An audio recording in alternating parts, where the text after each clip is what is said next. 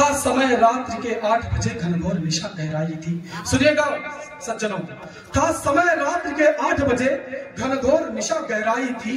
जिससे चलता था किंग्सफोर्ड, वह बग्घी सम्मुख आई थी। सहसा दौड़ा था खुदीराम, सहसा दौड़ा था खुदीराम, मुख वंदे मातरम बोला था। और किंग्सफोर्ड की बग्घी पर उसने फेंका हाथ गोला था। बग्घी 20 फुट उछल गई, बग्घी 20 फुट उछल गई था। हुआ धमाका जोरदार और भारत में जोश जगाने हित कर दिया बोस ने था प्रहार। उन जल्लादी अंग्रेजों को, उन जल्लादी अंग्रेजों को दिखा दिया था अपना दम। और भारत भूपर खुदीराम ने प्रथम बार फोड़ा था बम। क्या बात है भैया, जिंदाबाद, वाह। भारत भूपर खुदीराम ने प्रथम बार फोड़ा था बम। फिर दोनों ने किया फैसला, अलग दिशा में जाना होगा। गोरों का ध्यान बटाने हित भिन्न मार्ग अपनाना होगा। एक रेलवे स्टेशन पर ठहर गए थे चाकी जी, उन्हें ढूंढती हुई वहां पर तभी पुलिस थी आ पहुंची। लिया तमंचा हाथों में, लिया तमंचा हाथों में, देखा गोली थी बस 3, 2 को तत्क्षण ढेर किया।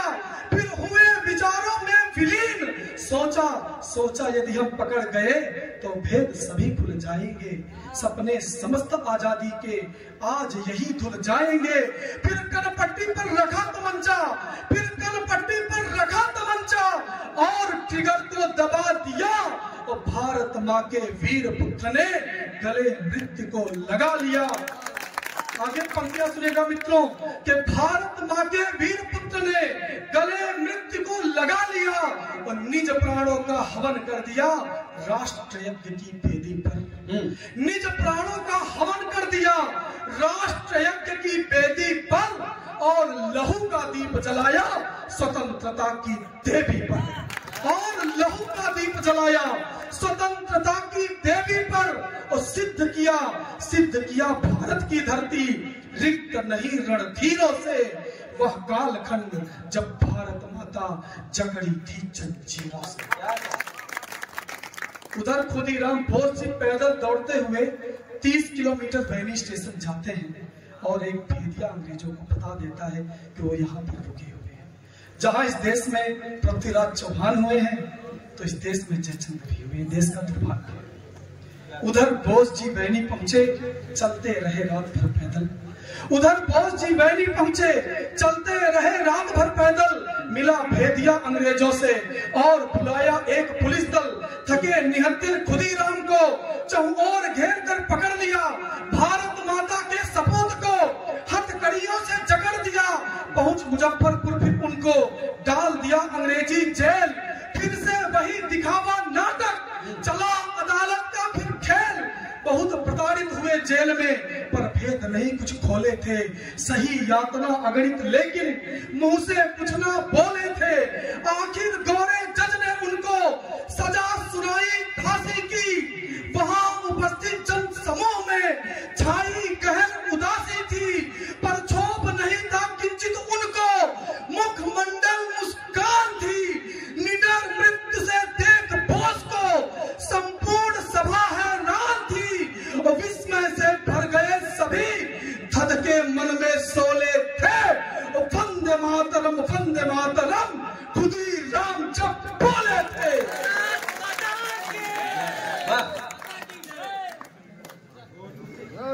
क्या कहने। वंदे मातरम खुदीराम जब बोले थे। जज बोला ए बालक तुझको नहीं पता क्या होती फांसी। जज बोला ए बालक तुझको नहीं पता क्या होती फांसी। इसीलिए तू हंसता है मुख पर आई नहीं उदासी। हंसकर बोले खुदीराम जी।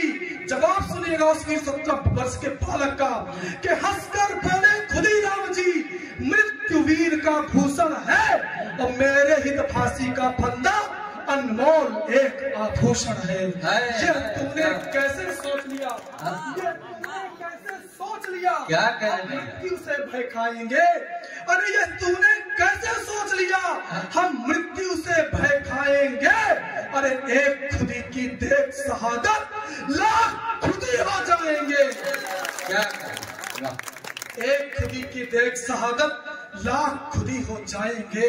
वो दिन आया 11 अगस्त जब उनको फांसी चढ़ना था। 11 अगस्त 1908 जब उनको फांसी चढ़ना था। भारत माता के सपूत को इतिहास अनोखा गढ़ना था। मित्रों, जब खुदीराम बोस फांसी के लिए जाते हैं उनके हाथ में गीता की पुस्तक होती है और मुख पर गीता का श्लोक, नैनम छिद्रन्ति शस्त्राणि नैनम दहति पावकः न चैनम क्लेदयन्त्यापो न शोषयति मारुतः। उस वीर बालक की झांकी देखिएगा कि दिन आया 11 अगस्त जब उनको फांसी चढ़ना था। भारत माता के सपूत को इतिहास अनोखा गढ़ना था।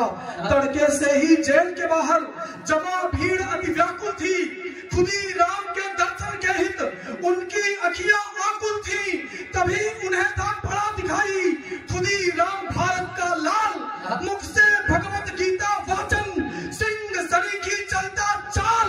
अपने अंतिम उद्बोधन में खुदीराम जी बोल उठे, अंतर मन की पीड़ा को जनता के सम्मुख खोल उठे। बोले बोले आज बोलता हूँ जो अब तक ना बोल सका। दुख है अपनी मातृभूमि की, नहीं बेड़ियां खोल सका। पर वचन तुम्हें देता मित्रों, मैं फिर से वापस आऊंगा। आकर अपनी भारत माता को आजाद कराऊंगा। यदि नहीं मुझे पहचान सको, यदि नहीं मुझे पहचान सको तो जरा देखना देकर ध्यान। यदि नहीं मुझे पहचान सको तो जरा देखना देकर ध्यान। इस फांसी वाले फंदे के गर्दन पर होंगे निशान।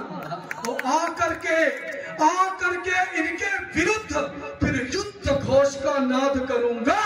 और भारत माता के हित फांसी एक नहीं 100 बार चढ़ूंगा। भारत माता के हित फांसी, बहुत अच्छा सुना है आप लोग कि भारत माता के हित फांसी एक नहीं 100 बार चढ़ूंगा। फिर वेदी पर पहुंच गए, हंसकर मृत्यु का वरण किया। क्या मित्रों, जब खुदीराम बोस की चिता लगाई जाती है, उनकी चिता की राख पाने के लिए लोगों में छीना झपटी मच जाती है। उनकी चुटकी भर लोग चिता की राख लेते हैं, उससे सोने चांदी हाथी दांत के जंतु बनवाते हैं, उसे अपने बेटों को पहनाते हैं और कहते हैं ये वीर क्रांतिकारी खुदीराम बोस की चिता की राख से बना हुआ जंतु रहे, इसे पहनो और हो सके तो राष्ट्र की बलवेदी पर अपने प्राणों का हवन कर दो। इस घटना के बाद पूरे देश में क्रांति की ज्वाला भड़क उठती है। चंद्रशेखर आजाद, भगत सिंह, सुभाष चंद्र बोस, राम प्रसाद बिस्मिल, अशफाक उल्लाह खां जैसे अनेकों क्रांतिकारियों ने खुदीराम बोस से प्रेरित होकर अपने आप को राष्ट्र यज्ञ में स्वाहा कर दिया। अगली कविता सुनिएगा कि फिर वेदी पर पहुंच गए, हंसकर मृत्यु का वरण किया। लोग युगों तक याद रखेंगे जो अद्भुत आचरण किया। मेले जैसा माहौल हुआ था, चिता लगाई गई जहां, राख चिता की पाने को छीना झपटी मच गई वहां। उनकी काया की भस्मी से, अरे उनकी काया की भस्मी से लोगों ने जंतु बनवाया। कह खुदीराम सा तुम बनना, अपने बेटों को पहनाया। अब जनमानस के मन में जन्मी, अब जनमानस के मन में जन्मी आजादी की आशा थी। हो खुदीराम सा उनका सुत, यह जन जन की अभिलाषा थी। और इस घटना के बाद देश में ज्वार क्रांति का फूट पड़ा और देशभक्त हर एक नागरिक स्वतंत्र समर में कूद पड़ा। फिर पड़ा फिरंगी का पाला, अलबेले मस्त फकीरों से वह कालखंड जब भारत माता जकड़ी थी जंजीरों से। और अंत में एक छोटा सा कवि जिसने टूटा फूटा कुछ लिखना सीख लिया है, अपने मन के कुछ भाव आपके सम्मुख रखता है। मैं बताना चाहता हूँ मेरे लिए कविता क्या है। दादा सुनिएगा, कविता मेरे लिए क्या है कि इस कविता रूपी थाली से शब्दों के सुमन चाहता हूँ। क्या कहने? इस कविता रूपी थाली से शब्दों के सुमन चाहता हूँ, जो मेरे लिए भजन जैसे वह गीत वतन के गाता हूँ। इस कविता रूपी थाली से शब्दों के सुमन चढ़ाता हूँ, जो मेरे लिए भजन जैसे वह गीत वतन के गाता हूँ। हे भारत माता के सपूत, हे भारत माता के सपूत, तुम ही हो मेरे सभी धाम, है तुमको सत सत बार नमन, क्रांतिवीर हे खुदीराम।